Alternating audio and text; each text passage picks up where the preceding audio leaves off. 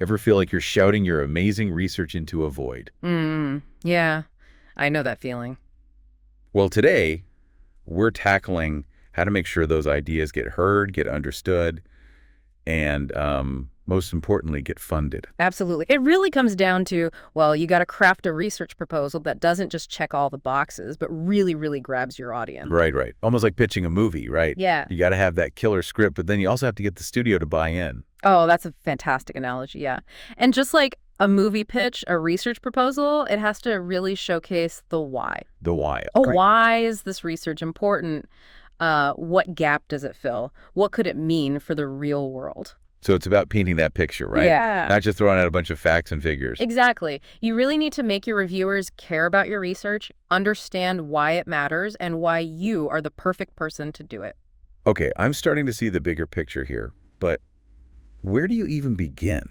I mean, isn't there a ton of pressure to just nail it right out of the gate?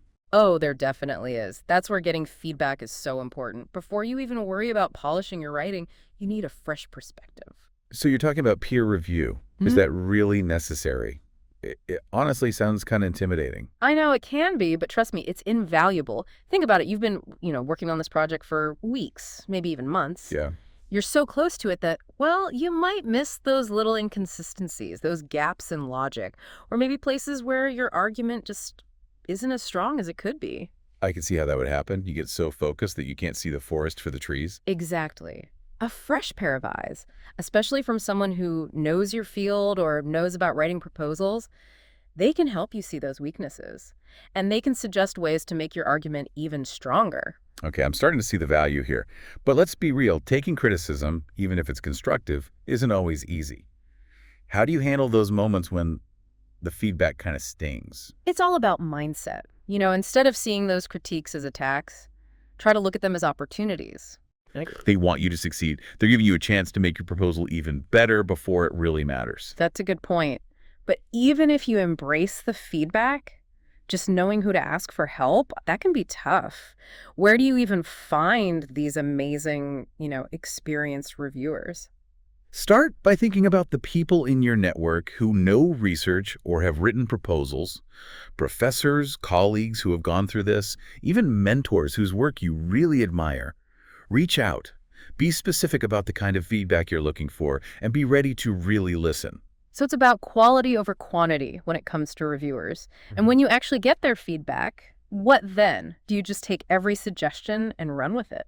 Not necessarily. It's a collaboration, not a dictatorship. Right? Right. Take some time to really absorb their comments, think about their perspectives and your own vision, and then decide what to incorporate. Yeah, that makes sense. You want to refine your work without losing the heart of your research idea. So you've got the feedback, you've thought about it, what's next? Now it's time for the, well, sometimes dreaded tasks of proofreading and editing. Oh, yeah. This is where you polish your writing, make sure your ideas are clear, concise, and honestly, just make your proposal look professional. Ugh. I'll admit editing isn't my favorite part. I get so caught up in the big ideas that I miss those typos and stuff. Oh, we've all been there.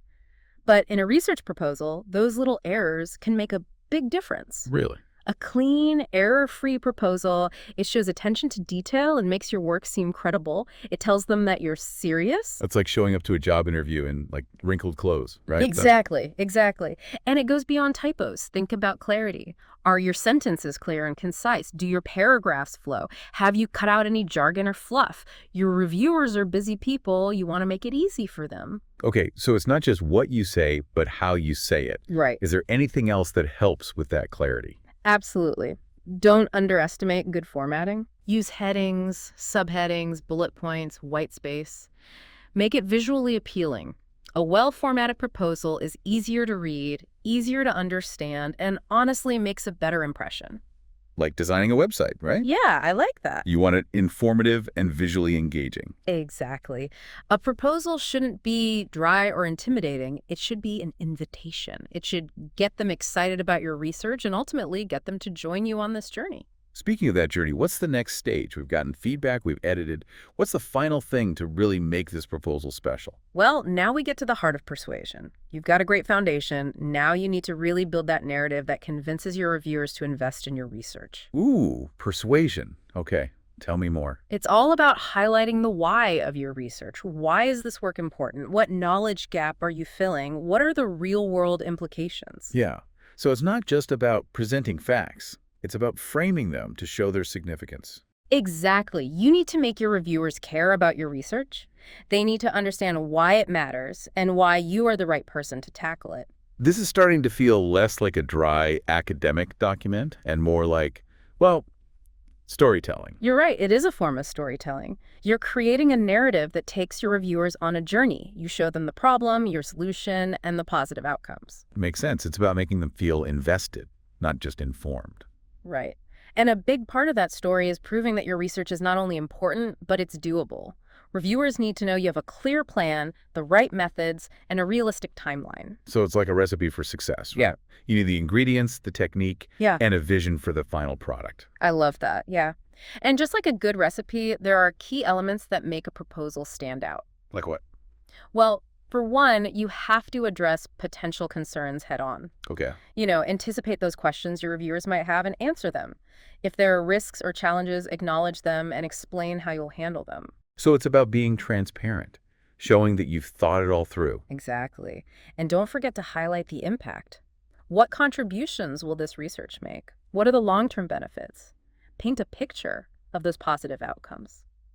Almost like giving them a glimpse into the future, right? Yeah, Showing them the world your research could create. I love that. It's about sparking their imagination and making them feel like they're part of something bigger. This is all really starting to click. It's not just writing a good proposal. It's about creating a persuasive argument that connects with your audience. But how do you tailor that approach for different reviewers? I mean, a funding organization will have different priorities than an academic panel, Oh, right? you're absolutely right. And that's where knowing your audience is key. Okay, so tell me more about that. If you're submitting to a funding organization, you'll want to emphasize how your research matches their mission and their priorities. You need to show them that your work will have a real impact and that it's a good investment. On the other hand, if it's an academic panel reviewing your proposal, you'll want to focus more on the theoretical contributions and how rigorous your methods are. Highlight the intellectual value of your work and how it will advance knowledge in your field. So it's like wearing different hats depending on who you're talking to. You're presenting the same idea, but you're adjusting the language and the emphasis. Exactly. It's about understanding what your audience values and then showing how your research fits those needs. It's subtle, but it's a powerful way to make your proposal stand out. Yeah, it's like speaking different languages, but the core message is the same. That's a great way to put it. But even if you're fluent, are there any common pitfalls? Things people often mess up in their proposals. Oh, tons. I think one of the biggest mistakes is jumping straight into the methods and the data without clearly showing the why. Like starting a movie with a car chase, but no context. Exactly. You got to hook those readers right away. Articulate the problem, why it matters, how your research fills that knowledge gap. Make them understand why this is crucial. It's all about setting the stage. But on the other side of that, have you ever seen researchers go too far? Like overselling the impact? Oh, all the time. Another common trap is being too ambitious or vague. Reviewers want to see a clear plan and a realistic understanding of what you can do with the time and resources. So it's that balance, right? Aiming high, but keeping it real. Exactly. Be specific about your methods, your analysis techniques, your expected outcomes. Don't be afraid of the details. They build confidence. Show them you're not just a dreamer, you're a doer. Exactly. But speaking of plans, is there like a secret formula for structuring a proposal? What needs to be there? No one-size-fits-all formula, but a good proposal usually starts by laying out the problem and why it's important. Right. Like you said, set that stage, hook the reader, then what? Then you dive into your literature review. This is where you've done your homework, you know the existing research, and you found the gap your work will fill. Not just showing you did the reading, but what's missing. Right. Right. You're positioning your research as that valuable contribution. Got it. And then comes the core of your proposal. Your research questions or hypotheses and the methods you'll use. Okay, so this is the nitty-gritty, the data, the analysis, the outcomes. Exactly. This part has to be clear, concise, convincing. You're showing that you have a solid plan to answer that question or test that hypothesis. It's not enough to have the idea, you got to show how you'll do it. Absolutely. And here's where you also talk about feasibility. Your timeline, resources, potential challenges. Proving you can execute those big dreams within the limits, right? Exactly. And don't forget to discuss the potential impact. What will this contribute? What are the bigger implications? Really paint that picture of the positive outcomes. Show reviewers why their investment is worthwhile. Yes. And a strong conclusion is essential too. Summarize your points, restate the importance of your research, and leave them with a lasting impression of its value and potential. It's that final scene, right? Tying it all together and leaving the audience satisfied. But even with all that, isn't there a risk of the proposal feeling kind of dry, academic? How do you make it come alive? Well, that's where storytelling comes in. Storytelling. In a research proposal, I thought this was all about hard facts and data. Data is crucial, of course, but weaving a narrative around that data, that's what brings it to life, makes it memorable. Okay, I'm listening. How do you make a research proposal into a story? Think about it like this.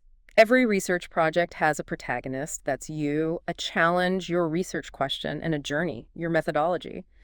You're inviting those readers to join you on this journey, to share in your discoveries, to be part of something meaningful. I like that, making it personal, relatable. Exactly. And by framing it this way, you engage your readers on an emotional level, you make them invested, and ultimately you convince them to champion your cause. So it's not just informing, it's inspiring. Absolutely. And one last tip, pay attention to the little things. Little things, like what?